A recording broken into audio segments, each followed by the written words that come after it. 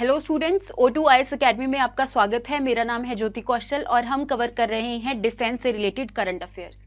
ये जो लेक्चर है आपका थर्ड लेक्चर है जिसमें हम डिफेंस के करंट अफेयर्स कवर कर रहे हैं। इसके 2 लेक्चर्स ऑलरेडी हो चुके हैं, जिसने नहीं देखे वो जाकर देख सकता है। ये जितने भी लेक्चर्स आ रहे हैं HP की जो NT की सारथी सीरीज चल रही है उसी के कंटिन्यूटी में ये सारे लेक्चर्स हम कवर कर रहे हैं। ठीक है जी, जिसने भी O2IAS अकेडमी की ऐप को अभी तक डाउनलोड नहीं किया है वो डाउनलोड कर सकते हैं, क्योंकि जितनी भी PDFs आपको चाहिए रिवाइज करने के लिए, जो भी यहाँ पर लेक्चर्स हो रहे हैं, अगर आपको उसकी PDF चाहिए तो वो आपको O2IAS अकेडमी की ऐप पर ही NT के कोर्स में जाकर मिलेगी।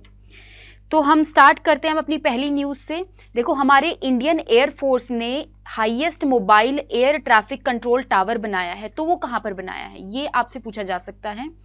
तो ये लद्दाख के न्योमा वाले रीजन में ये highest mobile air traffic control tower को बनाया गया है। पहली बात तो ये मोबाइल है, मतलब ये मूव कर सकता है। मोबाइल का मतलब यही होता है ना कि कोई चीज़ एक जगह से दूसरी जगह मूव कर जाए। देन इज ये एयर ट्रैफिक कंट्रोल टावर है। दैट मीन्स जो हवा के अंदर जहाज वगैरह जा रहे हैं उनको कौन सा पाथ फॉलो करना चाहिए या उनकी ट्रैफिक को कंट्रोल करने के लिए ये जो टावर है ये नीचे से गाइड करता है कि अब आपको क्या टर्न लेना चाहिए, ऐसे करके ये गाइड करता है। ठीक है, तो आपने याद रखना है कि ये हाईएस्ट ऑल्टीट्यूड पे हमारी कंट्री में लद्दाख के न्योमा वाले रीजन में बनाया गया है। दूसरी आपकी न्यूज़ है, जो क्वाड कंट्रीज हैं जिसके अंदर इंडिया, US, जापान और ऑस्ट्रेलिया आते हैं, इन्होंने ये एक मालाबार एक्सरसाइज को कंडक्ट किया है। पहली बार तो मालाबार एक्सरसाइज होती क्या है? देखो, जो मालाबार एक्सरसाइज है वो 1992 में इंडिया और USA के बीच में शुरू हुई थी ये एक एक्सरसाइज। ठीक है, लेकिन 2007 से जापान और ऑस्ट्रेलिया ने भी इसमें पार्टिसिपेट करना शुरू कर दिया और 2014 से ये हर साल एक्सरसाइज कंडक्ट करी जा रही है। 2021 की जो मालाबार एक्सरसाइज थी ये क्वाड कंट्रीज के बीच में एक्सरसाइज थी।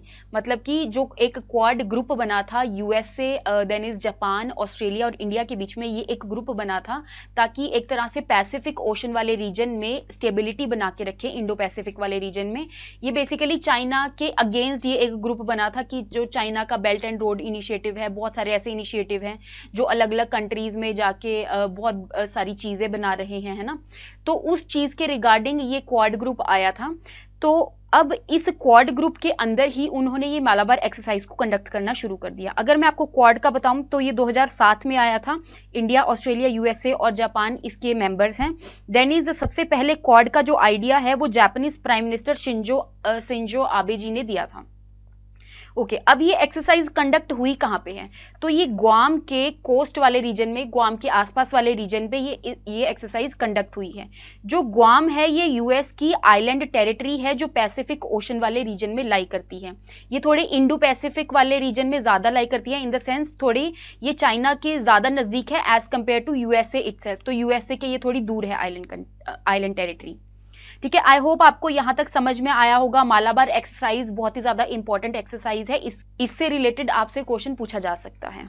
देन इज नेक्स्ट जो क्वेश्चन है that is south east Asian corporation and training. ये एक एक्सरसाइज अभी कंडक्ट हुई है, तो आपने बताना है ये किस किस के बीच में कंडक्ट हुई है और ये कहाँ पर हुई है और इसको किसने लीड किया है इस एक्सरसाइज को। ठीक है, तो हमारी बहुत सारी कंट्रीज़ हैं जैसे कि ऑस्ट्रेलिया, बांग्लादेश, ये सब कंट्रीज़ हैं। इन सारी कंट्रीज़ के बीच में ये सी कैट एक्सरसाइज हुई है। जो सी कैट है वो 2002 में शुरू हुआ था। ठीक है, उस टाइम पे इसका जो नाम है वो था south east Asia corporation against terrorism. South east Asia वाला रीजन आपको पता होना चाहिए। ये जितना भी ये वाला रीजन है जो आपका इंडो पैसिफिक, साउथ चाइना सी के नीचे वाला जो रीजन है बेसिकली उसको हम साउथ ईस्ट एशिया वाला रीजन कहते हैं। इसमें कॉर्पोरेट करने के लिए, एक तरह से कॉपरेशन करने के लिए एक दूसरी कंट्रीज़ के साथ और टेररिज्म के अगेंस्ट फाइट करने के लिए ये बनाया गया था। तो इस सी कैट के अंदर एक्सरसाइजेज भी कंडक्ट होती हैं और उन एक्सरसाइज के अंदर इन सारी कंट्रीज़ ने पार्ट लिया है। और ये एक्सरसाइज सिंगापुर वाले रीजन में कंडक्ट हुई है। सिंगापुर वाला रीजन आपको पता होना चाहिए कि ये जो मलेशिया है उसके नीचे एक एक सिटी कंट्री है। नेक्स्ट इज अभी जो सी कैट का 20th एडिशन हुआ है, क्योंकि 2002 से चला आ रहा है ऑफ कोर्स, है ना, इसका अभी 20th एडिशन हुआ है और इसको ऑर्गेनाइज किसने किया है? यूएसए ने ऑर्गेनाइज किया है, लेकिन हुआ कहाँ पे है? सिंगापुर वाले रीजन में। ये चीज आपने याद रखनी है। देन इज इसके वही इनहैंस करेगा inter operability and shared maritime security concerns, मतलब मैरीटाइम सिक्योरिटी से रिलेटेड जो भी चीजें हैं उन चीज को एक दूसरी कंट्रीज के बीच में ये कॉपरेशन करने के लिए है एक्सरसाइज। नेक्स्ट है कि all women tri services mountaineering team, ये एक टीम है जो कि माउंटेन पर जाएगी। पहली बात तो इसके अंदर सारे कैंडिडेट्स विमेन हैं, और दूसरी बात इसके अंदर जो विमेन्स है वो अलग अलग सर्विसेज से हैं, आर्मी से, एयरफोर्स से और नेवी से, हमारी कंट्री की, ठीक है। तो अभी इन्होंने कौन से माउंटेन पर ये जा रही हैं और वहां पर जाकर इन्होंने आज़ादी के अमृत महोत्सव मनाया है। मनाया क्या है? बेसिकली ये आज़ादी के अमृत महोत्सव जो है हमारे प्राइम मिनिस्टर जी ने लॉन्च किया था हमारे 75th इंडिपेंडेंस डे को मनाने के लिए। अब ये जो टीम वहां पर जा रही है इस माउंटेन पे करेगी क्या? ये फ्लैग को अनफर्ल करेगी, बेसिकली हमारा जो नेशनल फ्लैग है वहां पर जाकर उस फ्लैग को लगाएगी। देन इज ये किस चीज़ के लिए हो रहा है?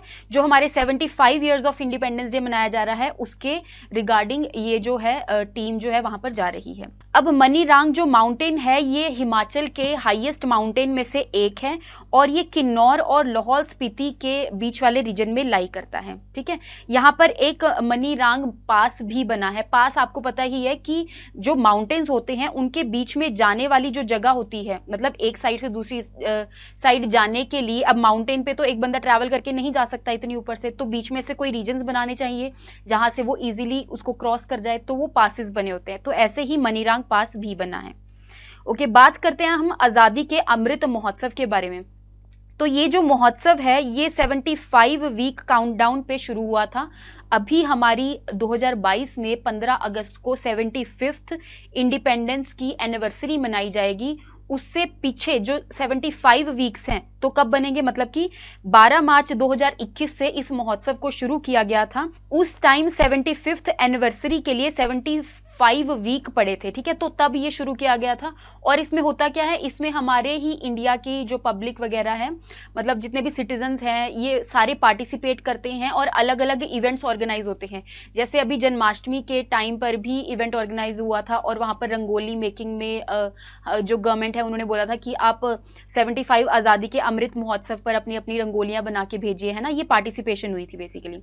तो ऐसे जितने भी इवेंट्स हो रहे हैं उसमें हम 75 आज़ादी के अमृत महोत्सव को मना रहे हैं। आई होप आपको यहां तक समझ में आया होगा। जो नेक्स्ट न्यूज़ है दैट इज कि अभी 3rd एडिशन हुआ है गांडीव एक्सरसाइज का। गांडीव जो एक्सरसाइज है ये एक एनुअल एक्सरसाइज है जो एनएसजी कंडक्ट करती है। एनएसजी मैंने आपको बताया क्या है। NSG is national security guard, जो कि 1986 में पार्लियामेंट ने एक एक्ट द्वारा बनाई थी। क्यों बनाई थी? क्योंकि उस टाइम पे 1984 में जो ऑपरेशन ब्लू स्टार है या फिर प्राइम मिनिस्टर इंदिरा गांधी जी का असैसिनेशन हुआ था, तो उसके बाद इसको बनाया गया था ताकि हम टेररिज्म के अगेंस्ट कुछ ऐसी फोर्स बन जाए और वीआईपी सिक्योरिटी वगैरह प्रोवाइड करने के लिए कोई ऐसी फोर्स हो। तो इन्होंने ये जो एक्सरसाइज है कुछ रीजन्स में कंडक्ट करी है, जैसे यूपी, एमपी, गुजरात और एनसीआर वाले रीजन में इस एक्सरसाइज को कंडक्ट किया। तो आपने याद रखना है कि जो गांडीव एक्सरसाइज है वो हमारे एनएसजी ने कंडक्ट करी है और किस रीजन में कंडक्ट करी है, ठीक है, इस चीज़ के रिगार्डिंग आपको याद होना चाहिए। बाकी जो गांडीव है ये अर्जुन के, उसको हम धनुष को बोलते थे, है ना, महाभारत के टाइम पे, तो आपने इस चीज़ से इसको लिंक करना है। एनएसजी का हेडक्वार्टर्स भी आपने याद रखना है, तो वो मानेसर गुरुग्राम में है।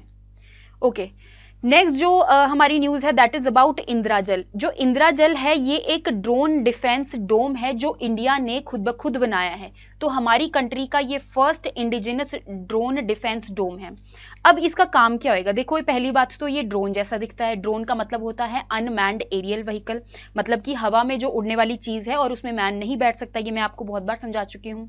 देन इज अब हवा के अंदर जितने भी बाकी की कंट्रीज़ के जैसे कोई ऐसे ड्रोन्स अगर किसी कंट्री ने छोड़ दिए हैं, है ना, जो कि हमारी कंट्री के लिए रिस्क है एक तरह से, तो उन सारे ड्रोन्स को ये आइडेंटिफाई करेगा, उन सबका सर्विलेंस करेगा ठीक है। इसकी कुछ रेंज भी है कि ये 1000 से 2000 स्क्वायर किलोमीटर के एरियल थ्रेट्स को ये क्या कर सकता है, डिटेक्ट कर सकता है।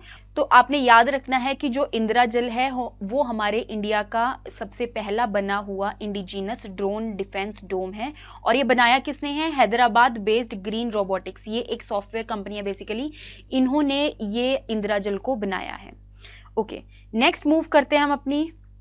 नेक्स्ट है मिनिस्ट्री ऑफ डिफेंस ने एक स्पर्श पोर्टल को लॉन्च किया है। पहली बात तो ये स्पर्श पोर्टल की फुल फॉर्म है क्या? स्पर्श का मतलब है सिस्टम फॉर पेंशन एडमिनिस्ट्रेशन रक्षा। अब ये जो पोर्टल है मिनिस्ट्री ऑफ डिफेंस ने इसीलिए लॉन्च किया है क्योंकि इस पोर्टल के द्वारा जितने भी डिफेंस के पर्सनल्स हैं उनकी जो पेंशन्स वगैरह होती हैं, ठीक है, वो टाइमली पेंशन्स देने के लिए, मतलब अलग अलग जैसे बैंक्स को बता दिया जाता है ना, स्टेट बैंक ऑफ इंडिया हो गया, पंजाब नेशनल बैंक, ये हमारे मेजर बैंक्स हैं जो डिफेंस के पर्सनल्स हैं उनकी पेंशन्स की देखरेख करते हैं, एक तरह से उनकी पेंशन्स को प्रोवाइड करते हैं। अब उनकी पेंशन्स मिलने में कोई दिक्कत ना आए तो मिनिस्ट्री ऑफ डिफेंस ने एक पोर्टल लॉन्च कर दिया जिसमें उन पर्सनल्स की जो पेंशन है वो ऑटोमेटिकली उनके अकाउंट में रिसीव हो जाएगी, ठीक है, उनको कोई प्रॉब्लम नहीं आएगी। आपने याद क्या रखना है कि स्पर्श पोर्टल है क्या और वो कौन सी मिनिस्ट्री ने लॉन्च किया है और वो किस चीज से रिलेटेड है, तो वो पेंशन से रिलेटेड है, ठीक है। देखो आप, automation of disbursement of defence pension, जो डिफेंस की पेंशन है उनकी ऑटोमेटिक डिसबर्समेंट होना, मतलब डायरेक्टली उनके अकाउंट में चली जाएगी ये पेंशन उनकी। नेक्स्ट जो है, इंडिया नेवी ने अभी 10th anti submarine warfare aircraft P-8I को रिसीव किया है। अब ये किस कंपनी ने बनाया था या फिर हमने ये किस कंट्री से रिसीव किया है? तो ये जो एयरक्राफ्ट है ये कुछ ऐसा दिखता है और हमने यूएस की एक कंपनी है बोइंग, उनसे हमने ये एयरक्राफ्ट को लिया है। 10th एयरक्राफ्ट हमने लिया है। देखो हमारी जो इंडियन नेवी है उसको स्ट्रेंथन करने के लिए बहुत सारी अलग अलग वॉरशिप्स वगैरह होगी, सबमरीन्स होगी, फ्रिगेट्स होगी, इन सब चीज़ों को बनाया जाता है ना। अब उस वॉरशिप्स के अंदर कोई ऐसी चीज़ भी होनी चाहिए ताकि हम हवा में जाके भी एक तरह से सर्विलेंस करके आए, है ना, रिकॉनेसेंस करें कि देख के आए कि कोई एनिमी तो नहीं हमारे ऊपर अटैक करने वाला। तो ऐसे ही हमारी इंडियन नेवी को भी ऐसे एयरक्राफ्ट की ज़रूरत पड़ती है, ठीक है। अब ये जो एयरक्राफ्ट है ये यूएसए की नेवी यूज़ करती थी और उनका नाम था P-8A, ठीक है, P-8A था।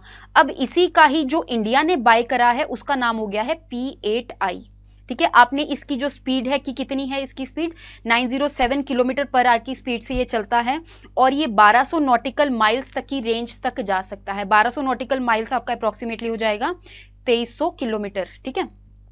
तो इतनी रेंज तक जाकर ये सर्वेलेंस करके आ सकता है और ये हमारी एक तरह से इंडियन नेवी को स्ट्रेंथन करने के लिए है, ठीक है। और हमारी जो इंडियन नेवी है वो फर्स्ट इंटरनेशनल कस्टमर बनी है P-8 एयरक्राफ्ट की। ये जो एयरक्राफ्ट लेने की बात हुई थी वो 2009 में हुई थी, ठीक है। तो इस एयरक्राफ्ट की फर्स्ट इंटरनेशनल कस्टमर्स जो है हमारी इंडियन नेवी ही है। आपने ये याद रखना है कि जो P-8 है वो यूएसए की नेवी यूज़ करती थी, बोइंग ने बनाया था और उसी का ही जो इंडिया ने वर्जन लिया है उसका नाम है P-8I, ठीक है। कितने किलोमीटर रेंज तक की उसकी जो रेंज है वो याद रखनी है। नेक्स्ट मूव करते हैं कि इंडिया, श्रीलंका और मालदीव्स के बीच में एक एक्सरसाइज हुई है, ठीक है। तो ये एक तरह से वर्चुअल एक्सरसाइज है जिसको हम कह रहे हैं trilateral table top exercise. Table top exercise का मतलब ये बेसिकली इंडिया, श्रीलंका और मालदीव्स ने मीटिंग के द्वारा इस एक्सरसाइज को कंडक्ट किया है। इस एक्सरसाइज में आपको पता ही है ना, श्रीलंका हो गया, मालदीव्स हो गया, तो इन तीनों कंट्रीज ने इस एक्सरसाइज को करा है। और इसमें ये जो वर्चुअल मीटिंग हुई है उन्होंने बात करी है कि कैसे हम जो इंडियन ओशन वाला रीजन है उसमें मैरीटाइम क्राइम्स को कम कर सकते हैं। मैरीटाइम सिक्योरिटी के लिए इन्होंने बहुत सारी डिस्कशन की है। आपको मैंने इंडिया, श्रीलंका और मालदीव्स के बीच में एक और एक्सरसाइज बताई थी जिसका नाम है एक्सरसाइज दोस्ती। ये मैंने आपको फर्स्ट लेक्चर में कवर किया था। आई होप आपको ये टेबल टॉप एक्सरसाइज समझ में आई होगी। तो आपने कंट्रीज याद रखनी है, इंडिया, श्रीलंका एंड मालदीव्स के बीच में हुई है। देन इज DRDO ने ऐसे बहुत सारे फ्लाइट टेस्ट किए हैं, ठीक है, जो कि सक्सेसफुल हो रहे हैं। ऐसे ही उन्होंने, मैंने जैसे आपको पिछले क्लास में बताया था कि उन्होंने आकाश प्राइम को सक्सेसफुली टेस्ट किया है। इन द सेम वे उन्होंने एक और मिसाइल को सक्सेसफुली टेस्ट किया है, that is Akash missile new generation. देखो आकाश मिसाइल जो है ये मैंने आपको बताया था ना, इंटीग्रेटेड गाइडेड डेवलपमेंट प्रोग्राम जो है, जिसमें हमारे APJ अब्दुल कलाम जी का एक विजन था कि हम मिसाइल टेक्नोलॉजी के अंदर सेल्फ सफिशिएंट हो जाएं, है ना। तो उसके अंदर मिसाइल सिस्टम्स अलग अलग बनाए गए। उसमें से एक मिसाइल सिस्टम आकाश भी है, ये मैंने अपनी पिछली क्लास में कवर किया हुआ है, जो कि एक medium range surface to air missile है। मीडियम रेंज मतलब इसकी एक पर्टिकुलर रेंज है। Then is surface to air missile मतलब ये सरफेस से लॉन्च किया जाता है और किसी भी टारगेट को वो कहाँ पर डिस्ट्रॉय करेगा, हवा के अंदर डिस्ट्रॉय करेगा।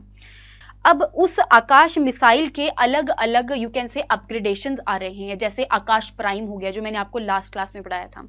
अब उसी का ही एक अपग्रेडेशन है न्यू जनरेशन, ठीक है। जो न्यू जनरेशन है वो 2.5 मैक की स्पीड पे चलता है।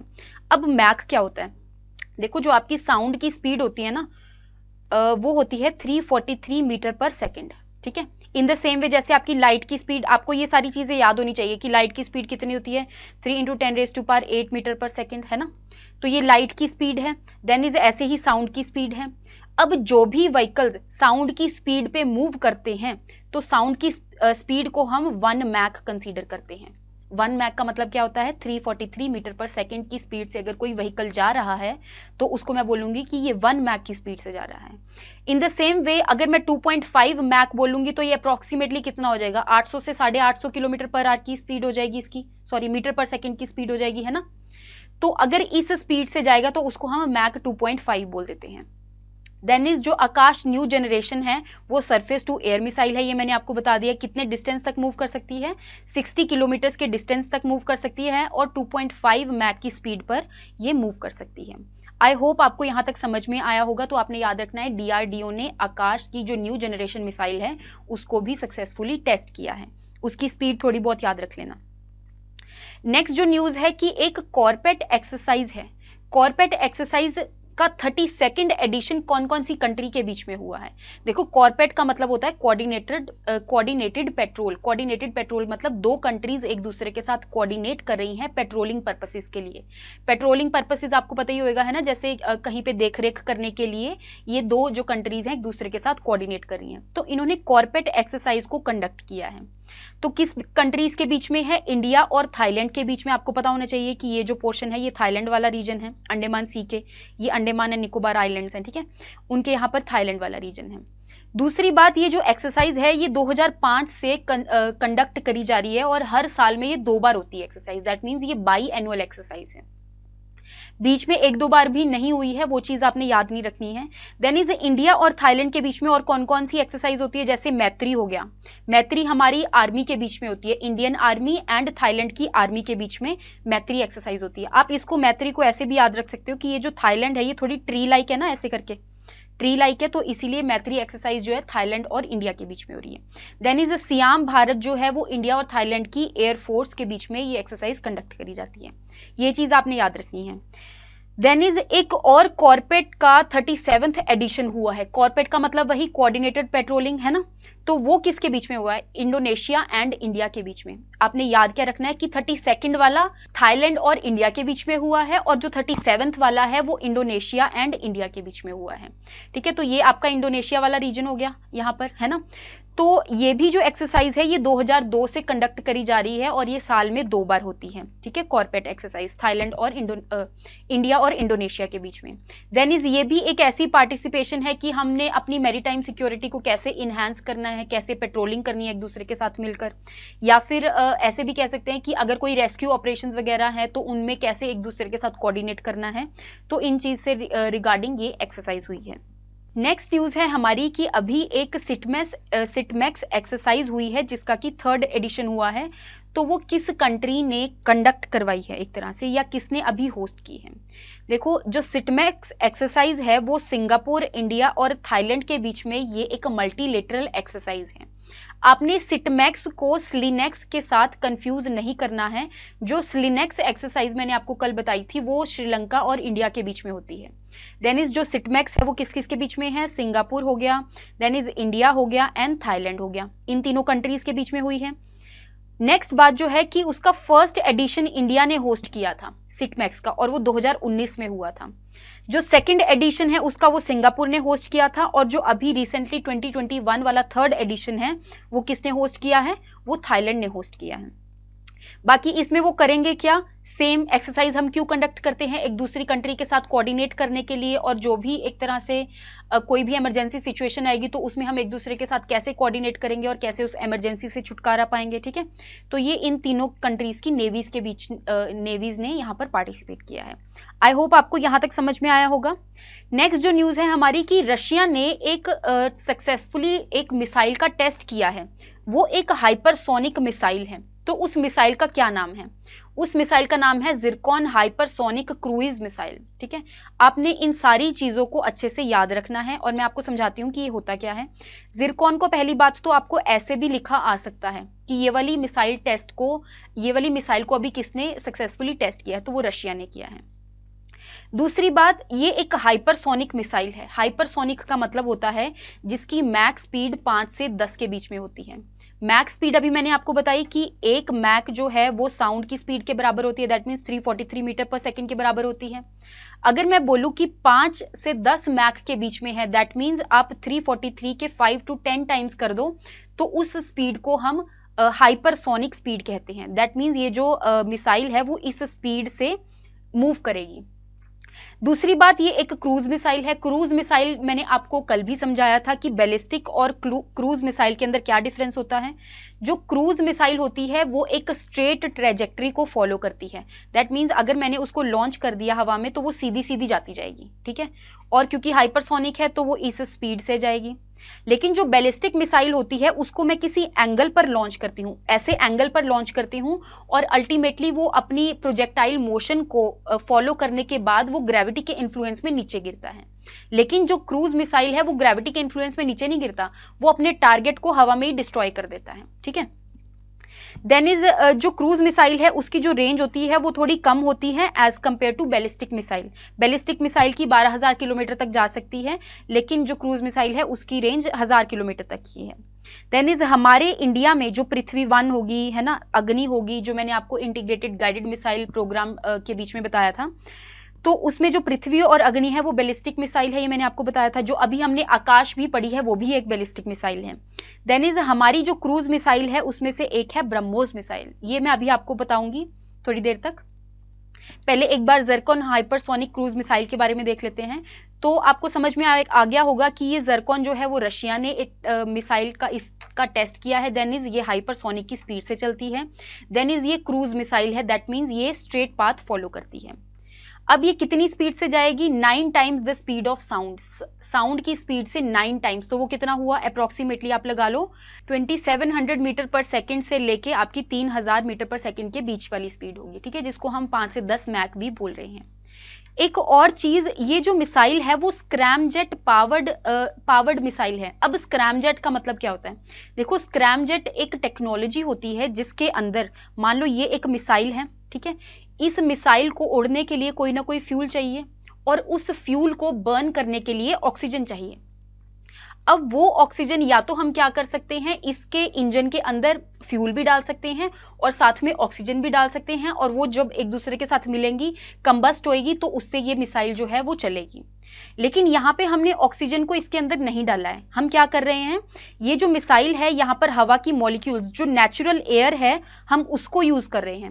नेचुरल हवा के जो मॉलिक्यूल्स हैं, जो जब इस मिसाइल के नजदीक से जाएंगे तो यहाँ पर उनकी सुपरसोनिक कंप्रेशन हो जाएगी। सुपरसोनिक कंप्रेशन मतलब एक तो इतनी तेज स्पीड से ये आ रहे हैं। ठीक है, उतनी तेज स्पीड से आने की वजह से जो हवा के मॉलिक्यूल्स हैं वो बहुत ज़्यादा कंप्रेस हो जाएंगे और उसकी वजह से वो फ्यूल के साथ कंबस्ट कर जाएंगे। ठीक है, दैट मीन्स जो ऑक्सीजन है वो फ्यूल के साथ एक तरह से कंबस्ट करके यहाँ पर कंबशन रिएक्शन कर देगा, ऑक्सीडेशन हो जाएगी, और ये जो मिसाइल है फिर वो चल पाएगी। ठीक है, आई होप आपको यहाँ तक समझ में आया होगा। एक बार हम ब्रह्मोस के बारे में भी देख लेते हैं। नेक्स्ट हम बात करते हैं ब्रह्मोस मिसाइल की। जो ब्रह्मोस मिसाइल है वो हमारे इंडिया और रशिया ने मिलकर बनाई है। हमारे इंडिया ने DRDO ने रशिया के साथ ये मिलकर बनाई है।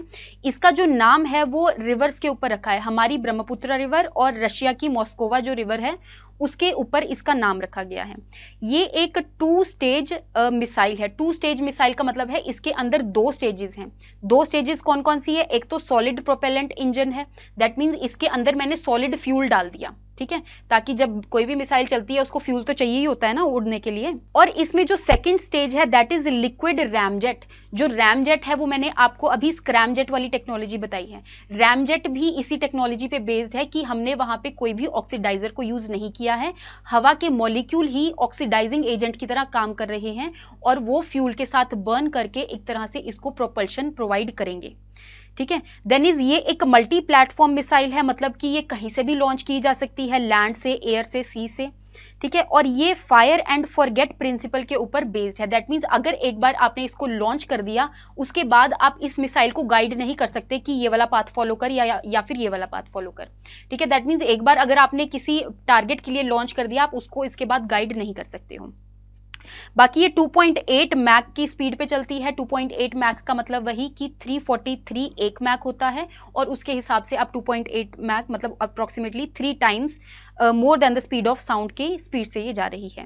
ठीक है, हमारे इंडिया की ये फास्टेस्ट क्रूज मिसाइल है। आई होप आपको समझ में आया होगा। इसमें एक और चीज़, पहले ये सिर्फ 200 से 300 किलोमीटर तक की रेंज तक ही जा सकती थी, लेकिन अभी इसके अपग्रेडेड वर्जन आ रहे हैं और इसको हमने इंप्रूव कर लिया है 500 किलोमीटर तक की रेंज। नेक्स्ट जो न्यूज़ है दैट इज अबाउट कि हमारी जो इंडियन नेवी है अभी उन्होंने 2 Swarovski MH-60R multi role helicopters को लिया है। तो वो कौन सी कंट्री से लिया है?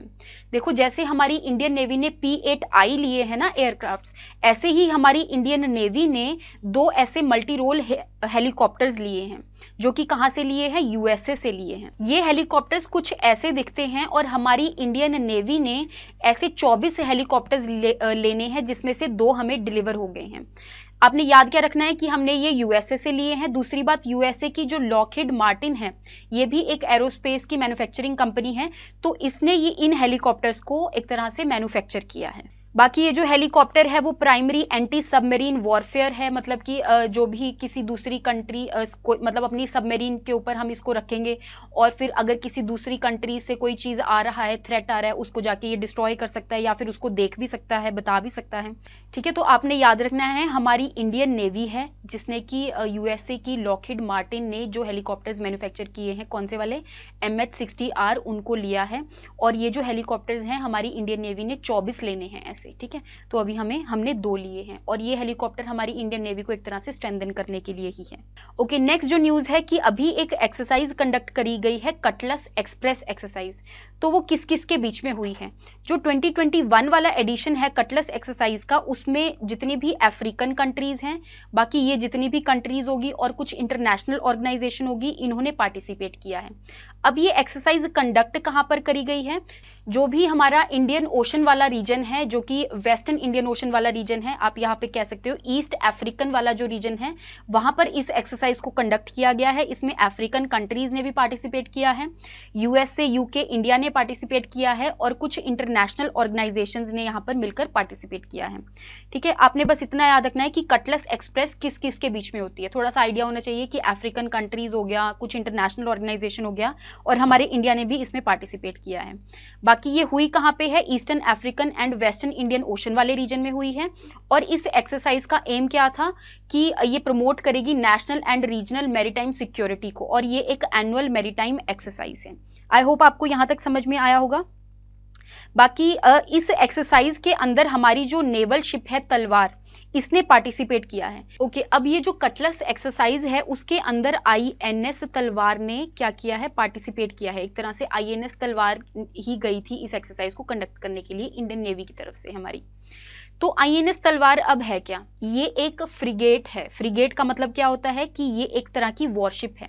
ठीक है, अब INS तलवार जो है वो क्रिवक 3 क्लास के अंदर आती है। इसको हम तलवार क्लास भी कहते हैं। इसके अंदर टोटल 6 फ्रिगेट्स हैं जो कि हमने रशिया से ली हैं। ठीक है, कितनी है? 6 हैं। कौन कौन सी? तलवार, त्रिशूल, तबर, तेग, तरकश और त्रिकंड। इसमें जो सबसे पहली है वो तलवार है जिसने यहाँ पर पार्टिसिपेट किया है, और इन पूरे 6 के 6 फ्रिगेट्स को हम तलवार क्लास भी कह देते हैं या फिर क्रिवक 3 क्लास भी कह देते हैं। तो ये हमने रशिया से ली है, जिसमें से जो पहली 3 है आपकी वो 2003 और 4 तक हमारे पास आ गई थी और हमारी इंडियन नेवी ने उसको कमीशन कर लिया था। और बाकी की जो 3 फ्रिगेट्स हैं वो हमारे पास 2011-12 तक हमारी इंडियन नेवी के पास ही आ गई थी और कमीशन हो गई थी। आई होप आपको क्रिवक 3 क्लास फ्रिगेट्स के बारे में पता चल गया है है कि जो रशिया ने ये फ्रिगेट्स बनाई हैं और हमारी इंडियन नेवी ने इसको प्रोक्योर किया है और हमारी इंडियन नेवी के अंदर इसको कमीशन किया गया है। इसको तलवार क्लास भी कहते हैं और 6 इसके अंदर जो फ्रिगेट्स हैं वो ये हैं। देन इस जो INS तलवार है वो 2003 में कमीशन की गई थी हमारे मुंबई वाले रीजन में, ठीक है।